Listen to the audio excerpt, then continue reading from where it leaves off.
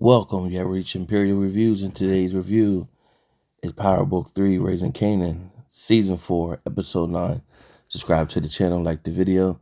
Let's get into it. So this episode picks right up where last episode, where the dirty cops went and grabbed Crystal off the bus while she was headed to Delaware.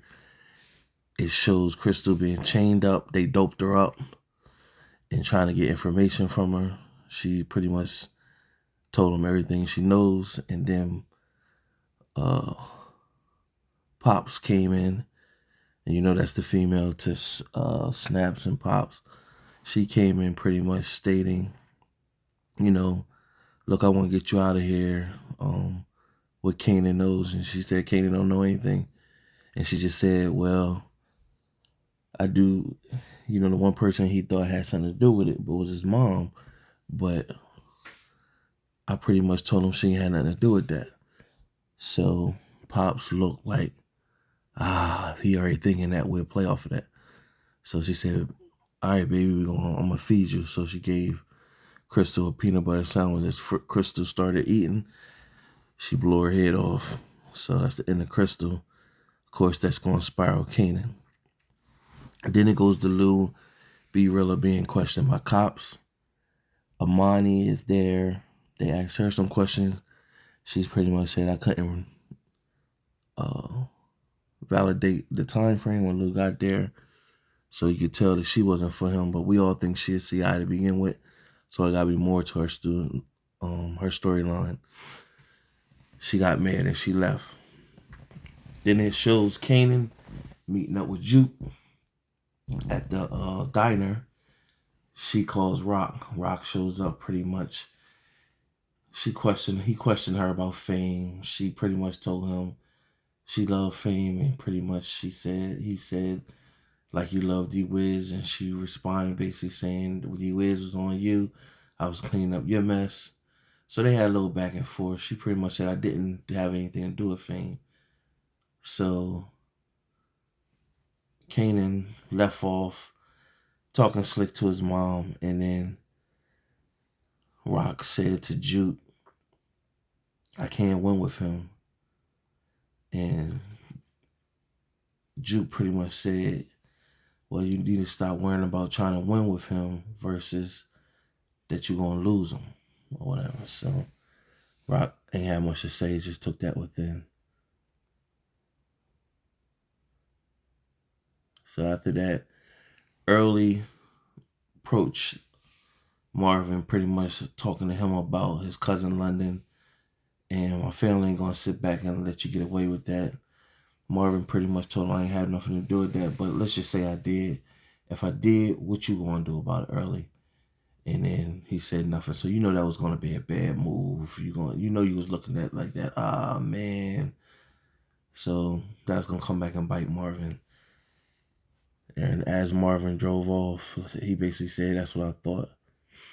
So I showed Early just looking at Marvin. Then it was the Juke with her friend that she met at that alternative club, and the husband showed up, and that was beating on her. So Detective Garcia came, pretty much running off her everything Juke's been through and her family. She's bad news. So she told Juke and gave Juke his card. So from there, we also seen that Lamar Jackson, the quarterback for the Baltimore Ravens, he did his acting debut where he played as T-Bone. He goes and kill, I think his name, the Chinese dude, David, that was in the club. He hit a silencer on and killed him. So now that's going to mess up Rock's distribution. So I went from there. Stefano at his restaurant talking with his guys, and Early comes in pretty much saying, I gotta tell you something about Marvin Thomas. Now he's telling Stefano pretty much that him and his cousin was the one who did the hit on um, the guy that they found fishing out of the river, but it was authorized by Marvin. Marvin pretty much. So Marvin told him it's kind of true what Early did, but Marvin was just like, yo, handle it. I can't be, I got other stuff to worry about. You need to just go handle it however you see fit. So Marvin didn't really get a hit, but he didn't think it through it either. So uh, then it shows Rock and Marvin talking, and Rock pretty much said, I'm tired of getting answers from the Italians when I want to do something. She ready to boss up and be her own boss. And so she asked Marvin about was that situation handled with London and early, and Marvin pretty much said it was. And she said, my way or your way. And he said, God's version. So from there, showed Lou talking with the lady from the bar and talking about where his headspace is, and he talking to a sober version of Lou. So Monty came in. She pretty much told Lou, listen, I'm through with you, and I don't want to be with you, anybody I can't trust. And she pretty much said, I'm gonna tell Lowell, which is the record exec, that I don't want to work with you on Be Realer project or any other project. And so she's guilt tripping, and she act like she been with Lou long enough to pull that off. But nevertheless, it's a show, and she had no reason to purpose. But we all still think she is CI, so we'll see how that plays out. And eventually, in the episode, Lou goes and see Law, and Lou pretty much like, well, if you're gonna fire me. Law was like, nah, I'm not here to fire you, but the cops is gonna come to visit because after the studio, outside the studio, the same gun they found outside is the same gun that was found. The bullets match was found that hit the rental home, so it's too close for comfort. And he said, I understand and I heard what happened to your last record label. I don't want that to happen here. So pretty much Lou said, I'm a street guy, and pretty much a street guy is gonna always be a street guy, and I quit pretty much. And he was like, well, the streets is not gonna be able to pay you. And he said, depending on what street it is. So from there, you had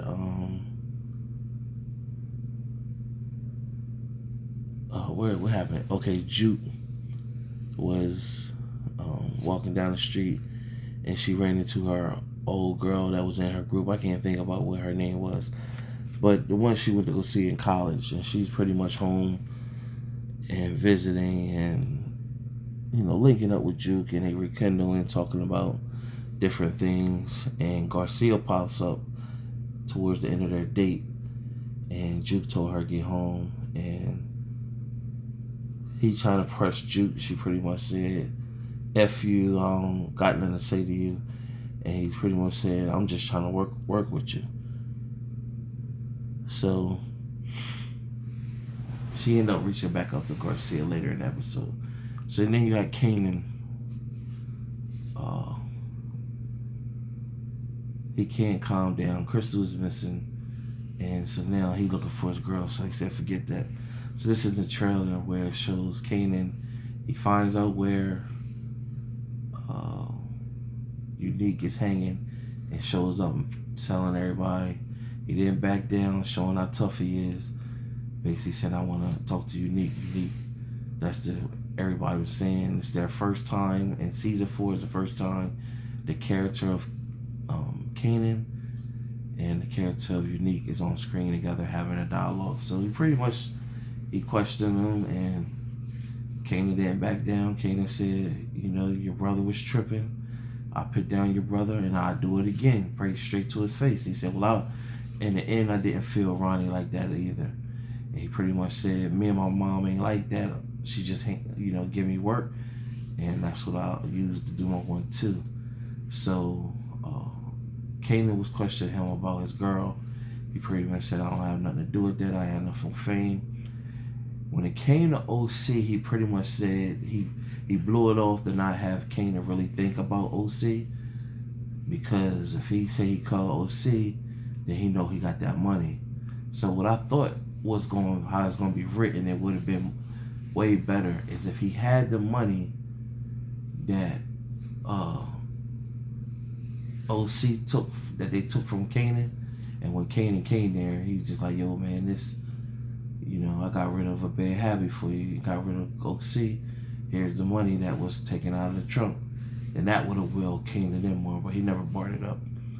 So he pretty much told Kanan, I like how you move, you stand on your own. You got these young corner boys, they running express on the bikes and stuff. And he said, yo, you got a whole network I'm trying to get down with, and us together we can make moves. And he pretty much said, just because somebody's family don't mean they all wait for you. So he basically like, look what you did to my brother, and I understand it. But your mom is basically a cancer too, as well. So Kanan stepped off, pretty much saying, well,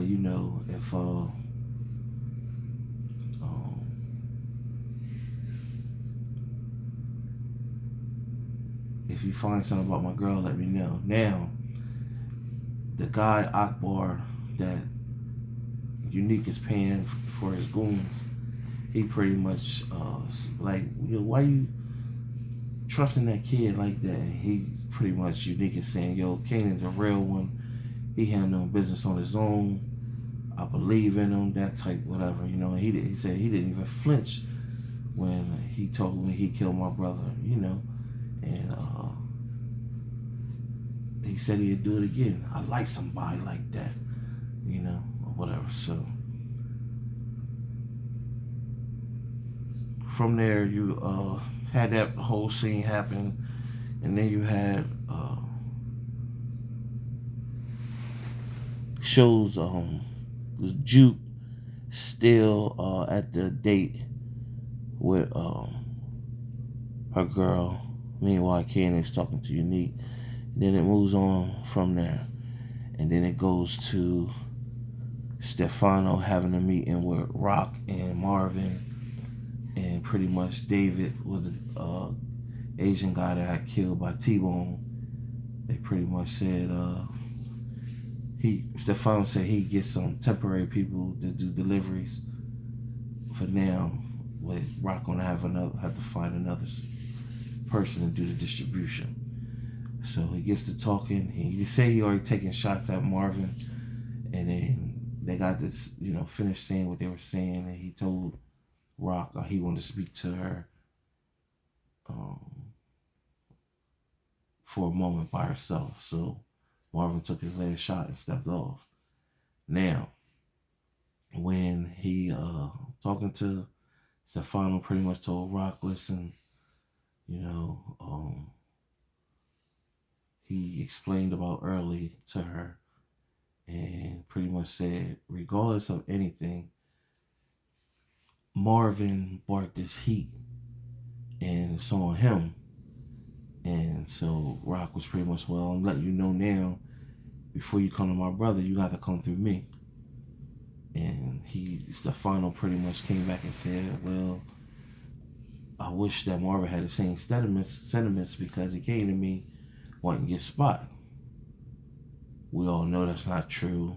And Stefano wanted Rock to be replaced. So Rock pretty much said, I don't believe it, and kick rocks or whatever. So from there, you had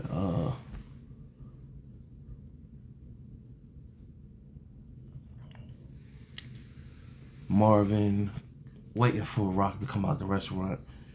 Rock pretty much told him that early came to Stefano, told him what took place, and then Rock pretty much said, you effed this all up, Marvin. And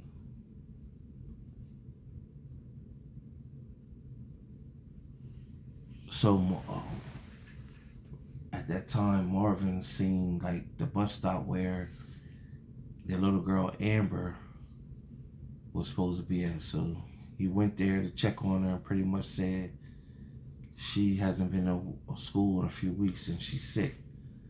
And so Marvin went to one of the like teachers that flag the students get across the street, give them some information on where she lived at. Marvin went to go check her. The foster parents woofed off, talked crazy to Marvin. He pretty much pushed his way in their house after he heard somebody say, Uncle Marvin. And so he came speeding through. He pretty much punched the man, threw the wife to the ground, and there was a door with with a lock on it. He kicked that door in. Of course, that was Amber holding a kid. And it just was like a real, her living quarters was real dingy and dirty and all the above. Just the living conditions was crazy in that room. So from there, what took place is you had the man came and charged Marvin with a baseball bat, and Marvin pretty much shot him reckless. And then the woman, she tried to run. Marvin shot and killed her too. He told Amber, listen, you call the cops, you let them know that they pretty much some white kid with tattoos came in here and shot him up. And so he said, don't worry, I'll get back with you. I got you. So he left off after that. So it was pretty much like he saved her, but should he approach it that way, he was going to leave, but when he heard say Uncle Marvin, that triggered him to say, I can't just leave her like that. And one thing I forgot too, when Kanan left Unique's house, where Unique was, Rock was sitting outside following him and she watched him. So then it shows Lou and Rock having dialogue back and forth. He went back in the game because B-Rilla pretty much said, they're going to drop me now that you left, and they really wanted me gone.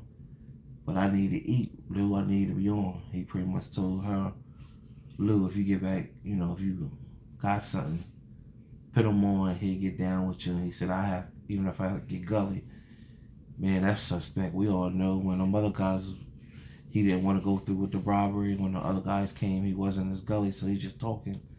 B-Rilla seemed like he's going to be the first person to start singing like a canary if stuff go down. So, nevertheless, you have one more scene where Juke met up with Garcia and asked her pretty much check around.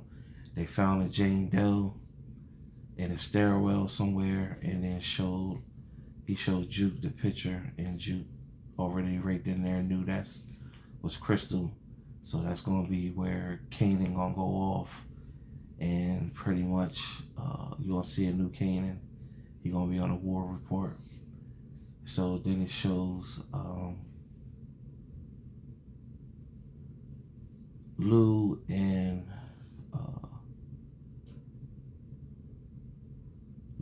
Rock pretty much. They go and visit Unique. So it's like a standoff, and Rock pretty much like, we need to talk. But then it also showed Kanan meeting up with Snaps and Pop and asking them, had they heard anything? And they pretty much told him what we all knew was going to take place, is that they was going to tell him that Rock, the word on the street, she paid some dirty cops we know, and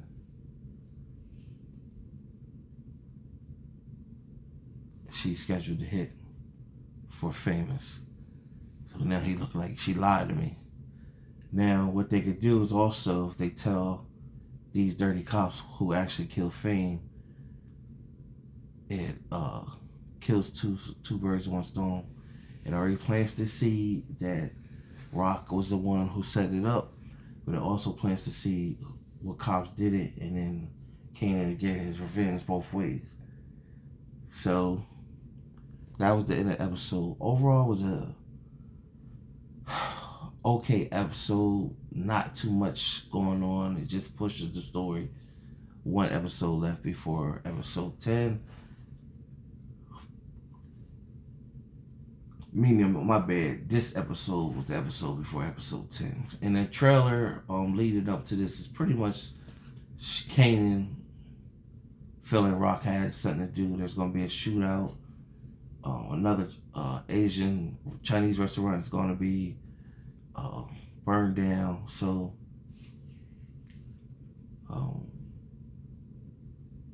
looking forward for this season just to be over right now. It ain't too much go down. They just probably setting up for season 5 in the originals. Now, how do I think this all going to turn out? Rock is going to go to jail. We all starting to say that Marvin is going to get killed. I don't think nobody in the Thomas family will get killed before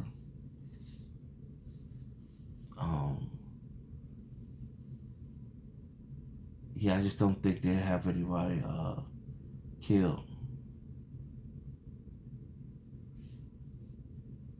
Yeah, I don't know if Marvin's going to die. I used to think he was going to die this season, but I don't know. Just doesn't seem that way right now. But how does Kanan, it showed, and also the trailer shows Kanan with snaps and pops, and they introducing him to somebody. So who else could they be introducing Kanan to? Maybe a new plug, a new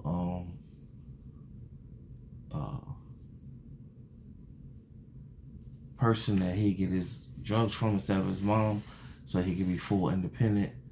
And it just shows a handshake. Could this be Breeze? Who knows? Nevertheless,